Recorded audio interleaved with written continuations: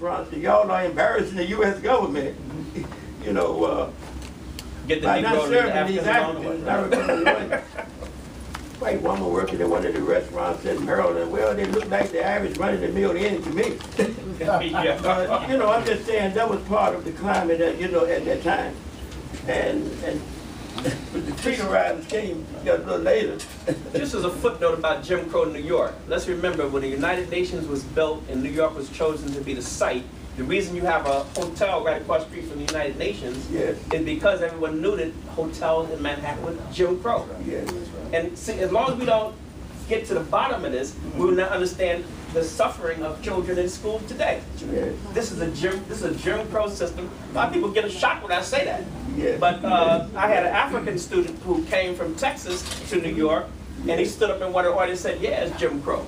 He said, I never experienced Jim Crow like I did in New York City. This is like a current student in college, but all the white students were shocked because we don't want to think about it. But that's the daily reality for many of our children who are in these hellholes that we call school. This question, the first question is prompted by... Oh, I'm sorry. You know, I was supposed to be asking people to identify themselves. I'm Yes. sorry. That was on my SO standard operating procedure. So, for the sake of the record, can you identify yourself? Yeah, my name is Steve Bloom. The question is prompted by something, a couple of things that Erik said. So it's directed at him, but anybody can answer. First of all, the comment at the end that the white left has historically ignored these questions. And at the beginning, that the last year of Malcolm, where he's becoming a revolutionary, has been ignored, or you know, basically being left out. Because I grew up in a section of the white left which was deeply concerned about these issues. And the analysis was essentially captured by George Brightman in his book on Malcolm last year, Malcolm X, Evolution of Revolutionary. So, first question is, do you have again some critical comments, whatever to make about that assessment? Does it have a contribution to make today to this discussion? The second question, which is really for everyone on the panel, that I mean, to me, and I think everyone touched on this in their talks, that the amazing thing about Malcolm was his ability to connect with average people and direct his thinking at building a movement. And while I would be the last one to say anything negative about the importance of an intellectual discourse about Malcolm, what I'm curious about is what's happening today on the black left in terms of building a movement at the grassroots, which is going to be dealing with and coping with these ideas. Well, you know, I will respond to the first question, and if my colleagues would care to chime in, that's cool. Thank you for your question. You know, again, I mean, I'll stand by what I said, that in terms of how the white left, so often the white left has historically failed to appreciate or failed to understand how racism, white supremacy is an absolute, or rather how the black struggle, how black people constitute the vanguard of the struggle. And that I said earlier, and again I'll stand by this, is that racism, as we know, has so often wrecked the left and infected it. And we just need to be honest about this, right? Yes. And I know, and again going back to the comment that I said, that when I was at the Washington Square Park rally for, you know, during the height of the Occupy movement, I got into a heightened debate or argument with a white protester who told me that, he said, you know, emphatically, right, that the economy was colorblind. And I was like, really? I mean, at one level, even not only the kind of ignorance, but audacity to say that, right? And then when I challenged him, he really kind of got in my face. And so then, you know, I started talking about the prison and industrial complex. 70% of folks, of course, folks who are in prison are of colors. Oh, yeah. But again, that isn't to say that there, you know, haven't been white folk who are down and committed per se to anti-racism. But again, at the same time, we cannot deny the ways in which white supremacy, right, has so infected the left. And you know, Cedric Robinson, no, let's talk about Malcolm. I'm sorry, man. Let's just talk about it, right? Right? The way, again, the ways in which Malcolm, again, tying to what you're saying, Dr. Karenga, right? How he understood how white supremacy and global capitalism went hand in hand, right? So I think, you know, this is one of the thrusts of this project. This is the main thrust of my work. And folks, please, chime in. I would simply say that I agree with you, and that's what I was trying to suggest, that as an avenue of exploration, study, and immersion, that the anti-racist idea, the idea that racism is a system and that it affects all of us, and then until the United States deals with that, we are going to be in trouble. That's right. We are going to remain in trouble. We are not going to be able to have any kind of unity in its true sense. It's a project for the white left to take on and to really be serious about. And it's not to say that other people don't also have to take it on, but that's... Appreciate what you said, if I'm saying correctly. I think that one of the things we have to deal with when we talk about the white left with regard to the black left is that, first of all, and some of this conversation is going to come up in our next panel, so I invite all of y'all to come up into this. And it's a serious discussion because it's a question of self-determination. And our organization suffered from that because we define our own reality, okay? And we say what is good and real for us. And it's hard sometimes when you have a privileged position in society and you have a rich intellectual tradition that you're taught from grade school, and black people are marginalized and don't have that base. It's hard for you to imagine somebody coming up and having an original idea that doesn't depend on yours and doesn't have to fit in yours. That we can be allies, but we can't be servant and master. So if you notice, the groups you favor are the groups that say what you think, who derive their fundamental intellectual grounding from European sources, what we call Eurocentric sources. Afrocentric sources look like we're narrow. See, that's what Manning does to Malcolm. He's actually talking the basic white left line. There are exceptions, you mentioned some, right? But even that, you reach out to Malcolm when he comes to you. And when he says things that fit within the framework that you understand the world. Can we have a multicultural world where each people and culture is a unique, equally valid and valuable way of being and understanding oneself in the world? Can we have that kind of discussion? If we can have that discussion, we can change this country. Absolutely. But what happens is that, it's like my college. I tell the college people, you know, because we haven't had any fights on campus, and we had no sheets and stuff, no white sheets and stuff. They like are smug in the self-conception that they're doing things just by our being there. But I was just struggling with them on getting a course that when one department wants to monopolize. I struggled with them for 10 years. You won't believe this, especially with the demonization out there on me. I struggled for 10 years to get a black woman's position in my department. The dean said to me, "Why you need a black woman's position? We got women studying." I said, "No, you got white women studying." She said, "Mama, don't say that." She said, "We got black people in the department." I said, "Look, you know what? Let me tell you the difference here. In white women's studies, black women are a topic. In black studies, they're a subject. That's a whole different kind of thing. What is the difference? Your text, your culture text from which you understand and explain the world, all come from Europe. You might bring in and drop Audre Lorde and you know, she's all purpose, you know what I mean? Rescue me if I'm wrong. And say something about Harriet Tubman and misrepresent Sojourner Truth. But the reality is, can we speak our own special culture truth? Can we make our own unique contribution to the forward flow of human history? I think we can. So if we could get that straight, we could change this country. Can I just add something? In the same way that the great revolutionary Amilcar Cabral talked about committing class suicide, I think the idea of, you know, white supremacy needs to commit some kind of racial suicide as a first step. You know, it's so deeply ingrained. It permeates everything, and it is a struggle every day to deal with it.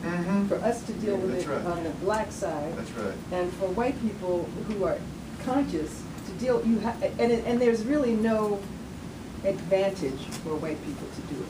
So it's a struggle that I would say you all have to really engage in, you know, with the idea of what is to come, what future might be possible. I would suggest that it is in the interest of so-called white people. No, it is in the interest. And when Malcolm talked about whiteism, or now we call it whiteness, that people with light skin need to be liberated from whiteness because you don't know yourself. Right? Now, what we call them black studies and stuff like that is actually world studies, okay? Because, like I asked my student, I said, now what kind of numbers do you use when you do your math? She said, I use regular numbers. I said, well, do you use Roman numerals? She said, well, no. I said, well, those are called Arabic numerals. Right? So the problem we have is that in order to put black people down, New Deal and Cold War whiteness distorted world history. If we're going to solve this economic catastrophe that we're involved in, we need to know the real history of the world.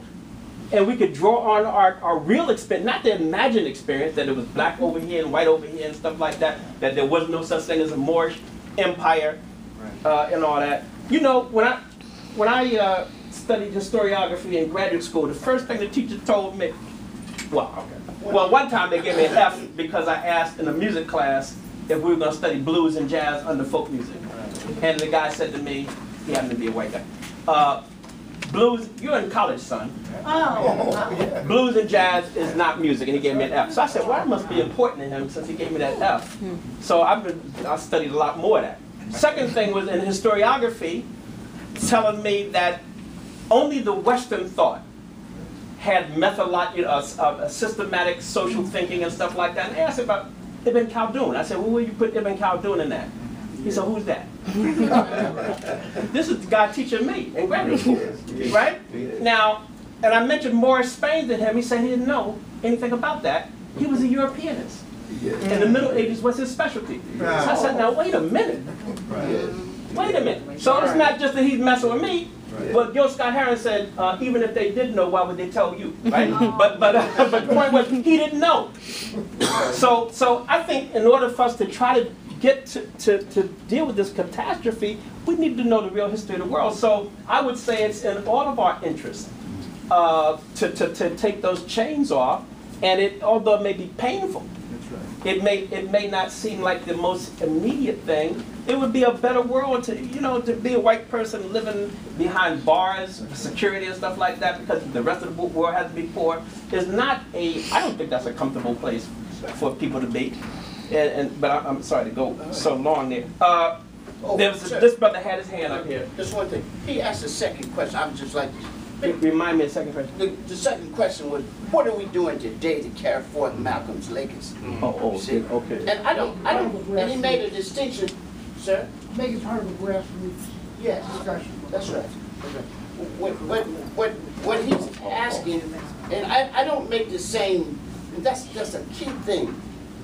You notice I talked and I quoted Malcolm extensively because I believe the intellectual history is the basis for correctly engaging Malcolm. Otherwise, we just have Marvel. You understand? We have to have Malcolm. We have to know so people can choose. You can't choose if you don't have a choice, right? And so I think, and a lot of times, people think black people don't think. You just talk about what they did. You understand?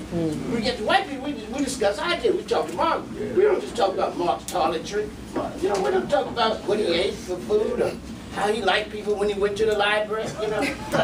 We talk about his ideas. At one point, we have to talk about black people's ideas. Right.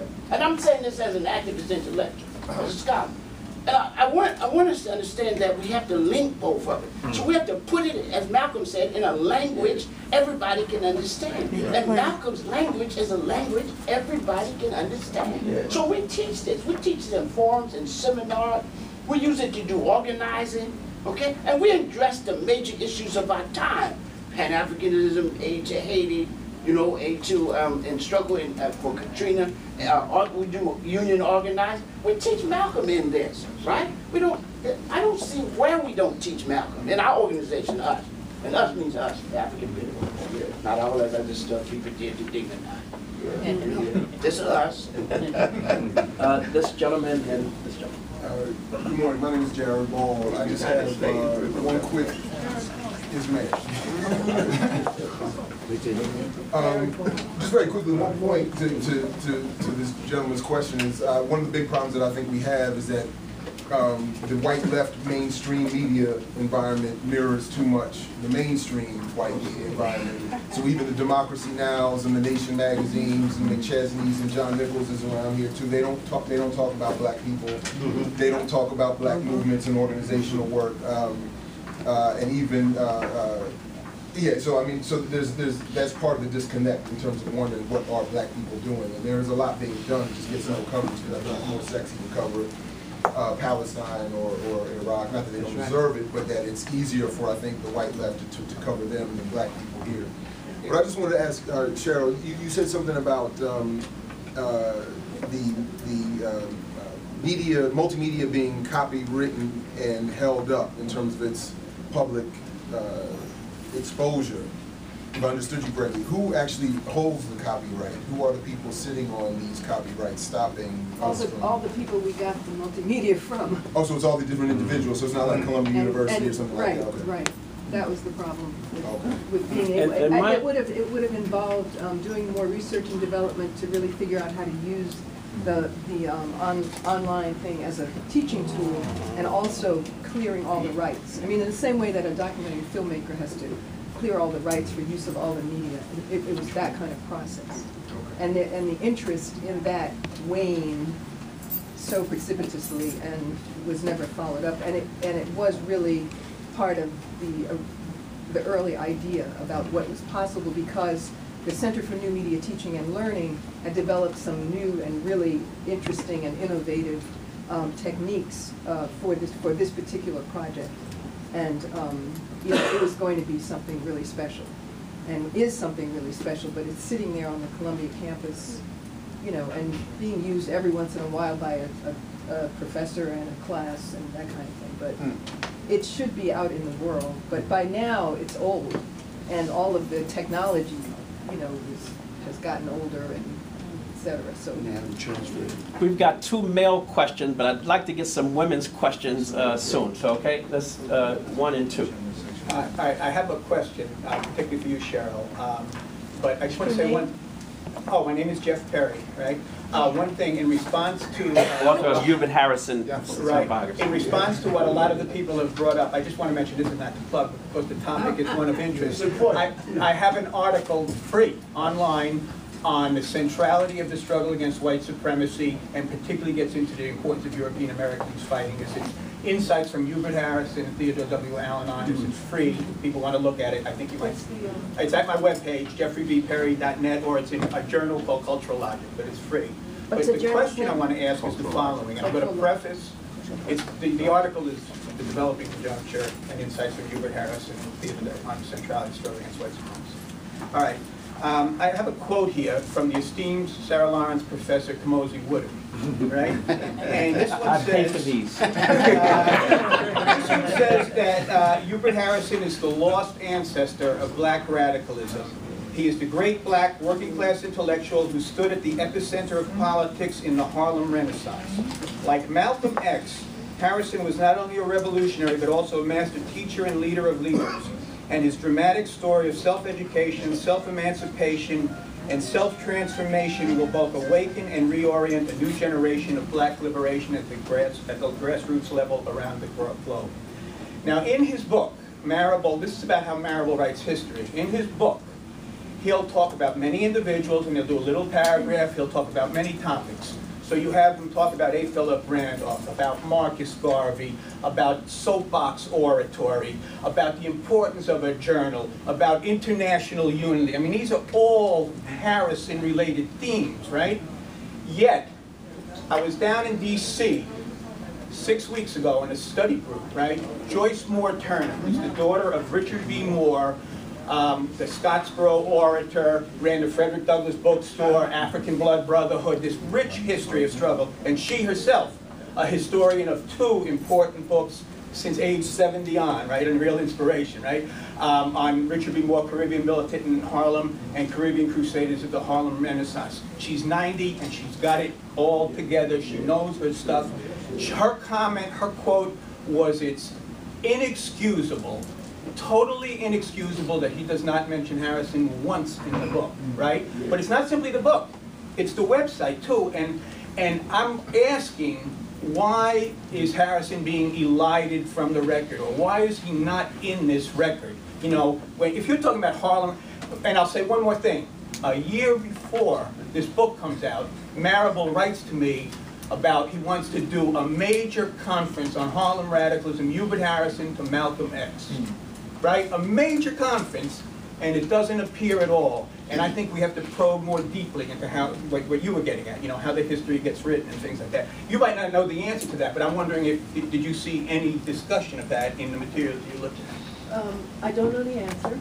Okay. I left in 2004, and that aspect of the project ended.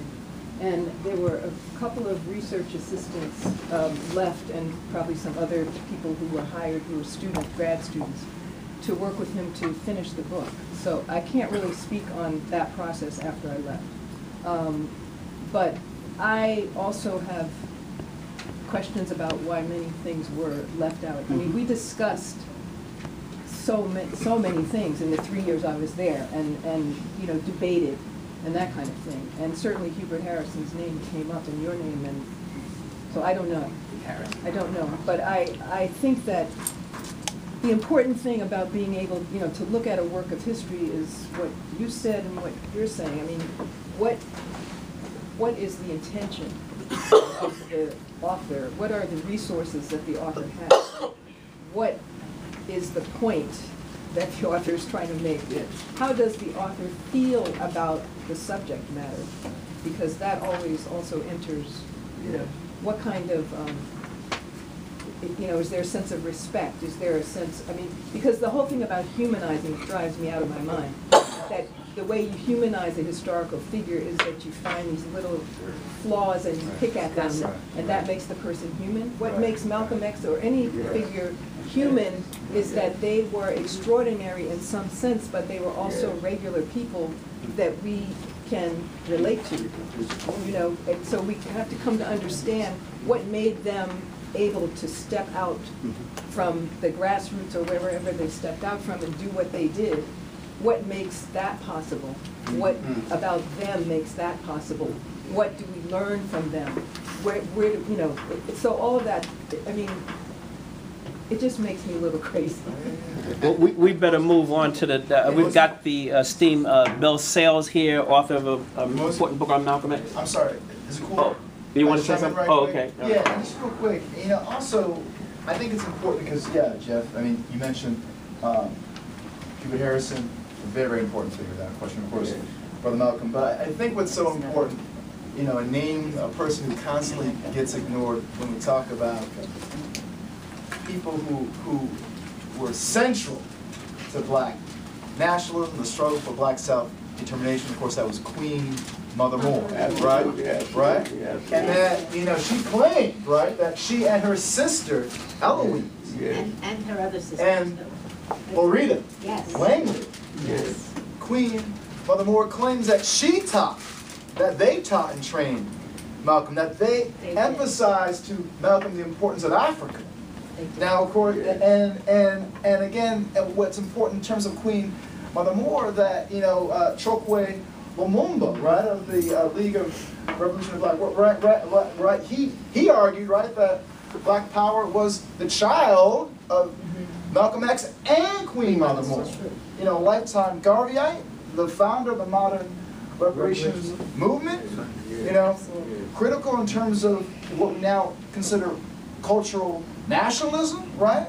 So I think it behooves us that when we talk about the 20th century struggle for Black self-determination, that we center persons like Queen Mother Moore, we center Vicki Garber, we center folks like Claudia Jones to the conversation. Again, so often, right, when we talk about Black struggles, and especially in the scholarship, and going back to the Marable book, these folks are completely absent, right? Yeah, but Go ahead. that's another point I want to make, is that if you don't have a white patron or sponsor, or someone who says you're okay, yes. you got a problem. Yes. Take, for example, the Million Man March Day of Absence. People was talking bad about that and all. In fact, the Black Congress came into existence to sort of counter that.